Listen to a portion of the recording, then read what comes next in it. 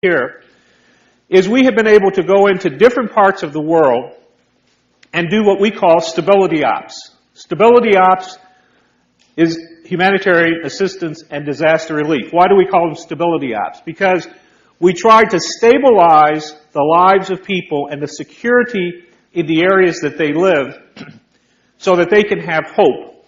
And where there is hope, there becomes light and progress, and there's an ability to improve the condition upon which you now exist. So stability ops has been a strategic imperative in the maritime strategy. That's the Navy, the Marine Corps, and the Coast Guard for the last 5 or 6 years.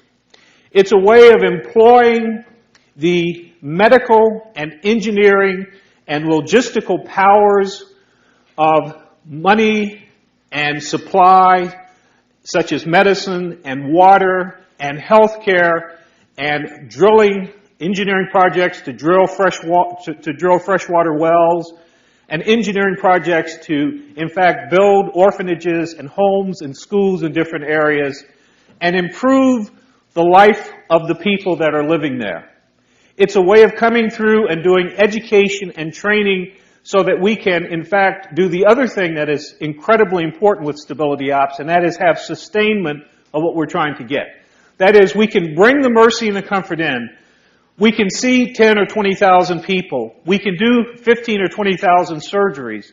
But one day that ship pulls out. How do we, in fact, sustain what we've done? And we do that in a number of ways, through education and training. We also do that by partnering with non-governmental organizations that are usually there before we arrive and will be there after we leave, so that the men and women who are in those areas will have a sustainment of the help that we have given them throughout. So in humanitarian assistance and disaster relief, the latest version of that was I'll give you 2 examples. One is in Chile, an earthquake that occurred. This is a non-Navy example. It's an Air Force example.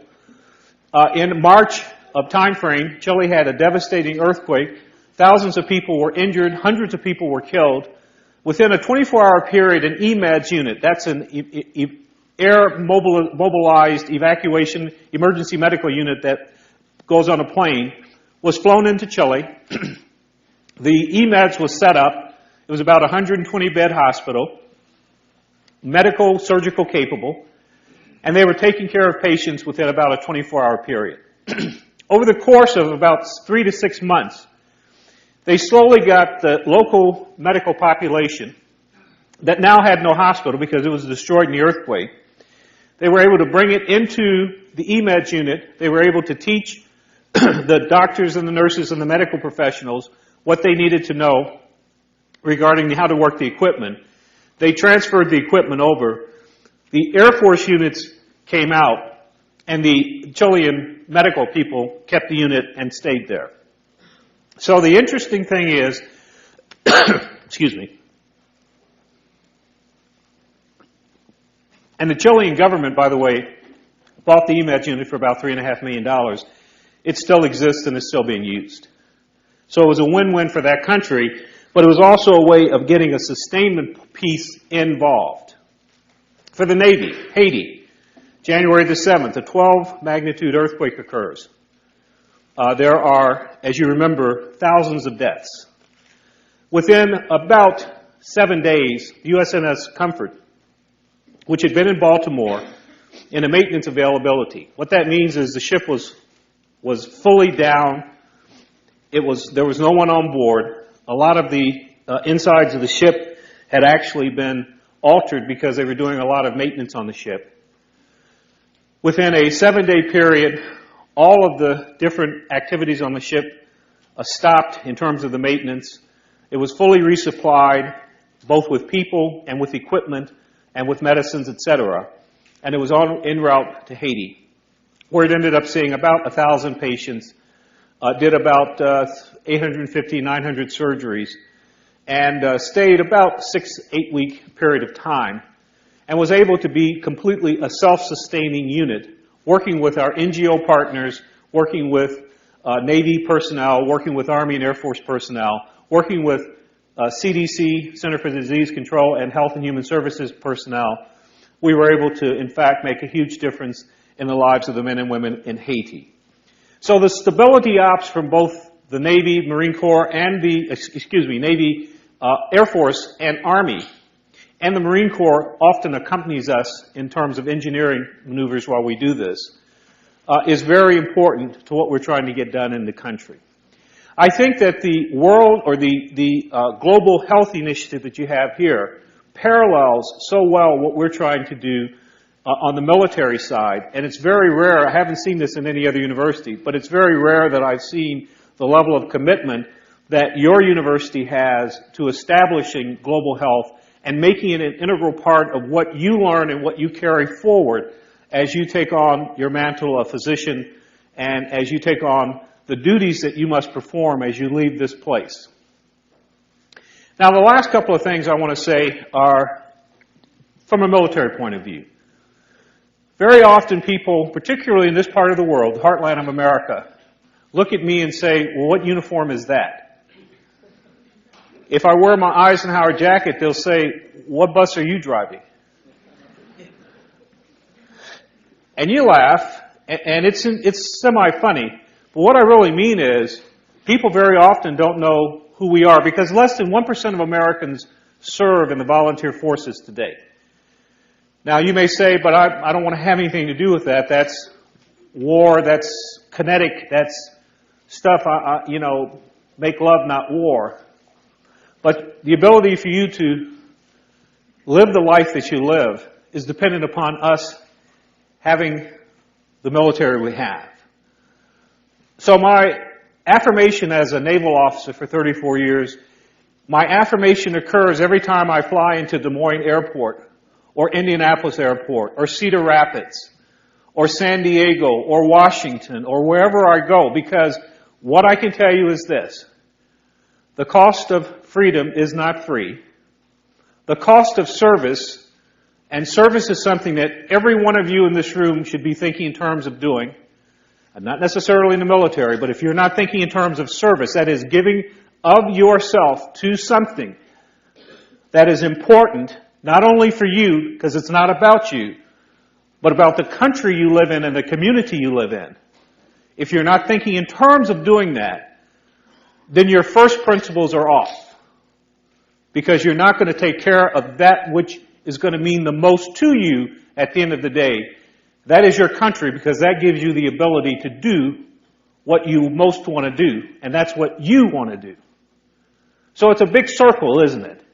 It's not really about you, yet at the end of the day, it's all about you, because by giving of yourself and by contributing yourselves in some meaningful way, you make our nation capable of sustaining the dream of freedom and liberty for all of us, no matter what our complexions, our religions, no matter what our cultural background. You give us all the ability, by service, to make sure that we can, in fact, live the dream of life, liberty, and happiness. And that's important, and you need to remember that. You don't have to do that in the Navy, the Army, the Marine Corps, the Air Force, or the Coast Guard. You can do that in other areas of the government. The Peace Corps, in the Public Health Service, in different community, AmeriCorps. But you need to think in terms of giving back something to yourself. And then the last thing is, I'll leave with this. In the Navy and the Army and the Air Force, they have the same things, and we're all different.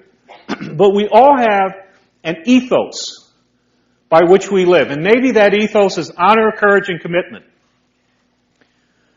This is first principles. Honor, courage, and commitment.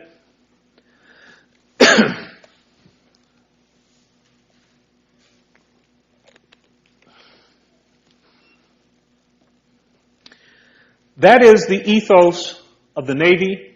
That is an ethos of service.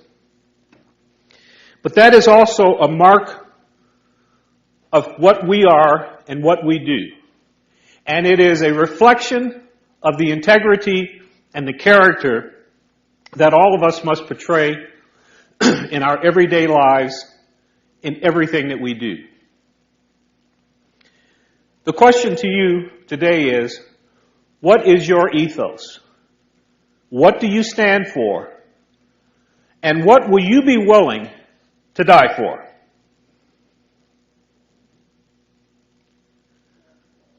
You may say, well, this is a very dramatic question. I don't think it's appropriate here.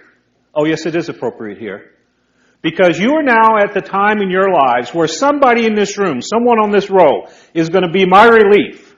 You see, I'm old. I've been doing this for 30 years, and it's time for me to get the heck out of the way. But someone has to take my place.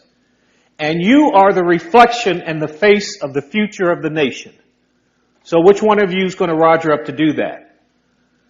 Or the Surgeon General of the Army, or the Surgeon General of the Air Force, or the Surgeon General of the United States, Regina.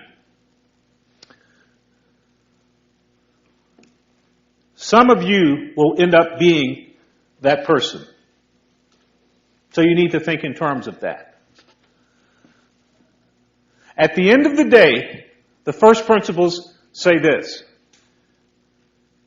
You must do the very best to support and defend the things that you believe in, the country that you live in the way that best reflects who you are as a human being, but in a way that absolutely gives of yourself convincingly and without any credit or without any reward the things that this country needs the most.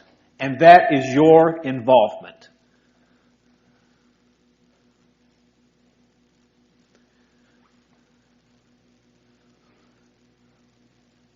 Last but not least, I want to also say that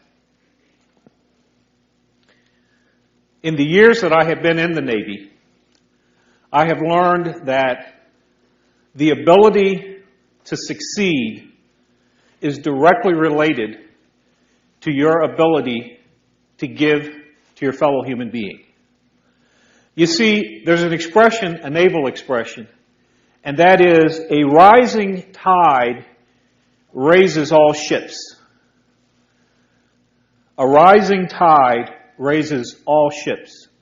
At the end of the day, you want to make sure that you are contributing to the betterment of all the men and women that you have to deal with, that you are contributing to their success, because by contributing to their success and helping them to fulfill their dreams, they too can help you do the same thing.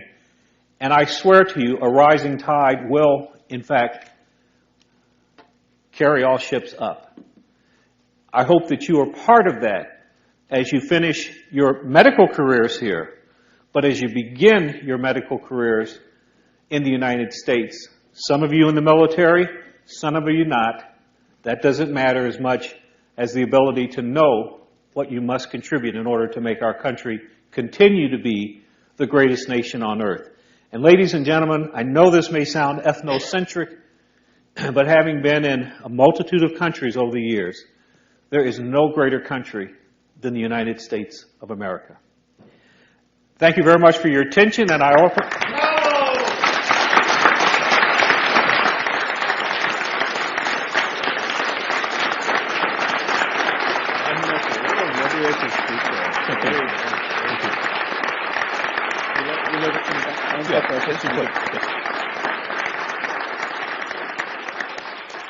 I appreciate that very much. I would like to open up for questions because I have time left, and I wanted to give time so people can ask questions.